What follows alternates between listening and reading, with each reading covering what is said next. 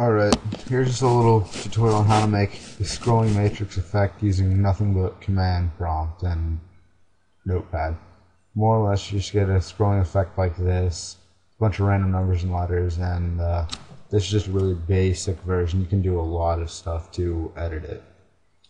Basically, the one thing you're going to need is notepad, or pretty much every programmer I know is preferred alternative Notepad++, which is completely free. Just go on Google and type in Notepad++. Now, to do this, you're just gonna need to have type in all this right here. Basically, echo right here. This tells it to not repeat everything.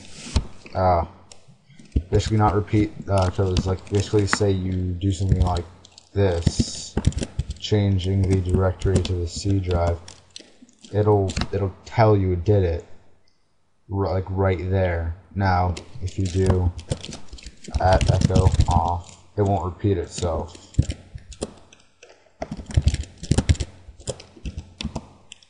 It doesn't tell you that it does it. It's key to the effect, because if you try and do this without it, it'll tell you that it's echoing these things, and it'll repeat every command it does, and that'll ruin the effect. Second thing that's key to this is the color. I'll give it the green color. Now there's actually two versions of green you can do. You can do the light green as you see right there, or you can do dark green like that. It's all up to you. It's just one of those little customizable things. Another important thing is this label right here. It's just a little thing that so you can go to there and it'll start executing all of the little commands beneath that. After that, you have your echo command right here. And this tells it to basically just display these characters. And then after that, we have our little extra thing, which is ping, that tells it to wait I believe it's about 0.9 milliseconds or something like that. It's a really small number, just so it doesn't go too fast, because if you take it out, it'll just zoom down the command prompt and it just won't be as noticeable, and you can always edit the timer there to give just that little feel you want. Now, once you've got all this stuff set up, you might not have all these letters, and it can be a real pain to type it all randomized like that. So you can just go ahead, go to Google, and type in random letter generator, and you get a couple ones. And about the second one that'll pop up, security guide for Windows, random password generator right here. It works pretty well. You can just go in here, set the number of characters you want. For here, the widest you can get command prompt seems to be about 40 characters. Just type that in and select all this, and you don't want to select punctuation unless you kind of do. Just add that in there. Click generate password, and I'll come up with something right here. And you can just highlight it and copy it, and then paste it in command prompt. And then just if you want to put the spaces in between, just go and do everything really fast. That's just one method you can do.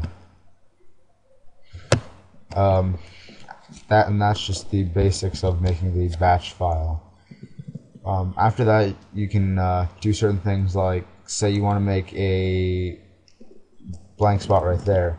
Now you're actually highlighting 8 characters. If you include this, or 7 if you count in the spaces, and just press delete.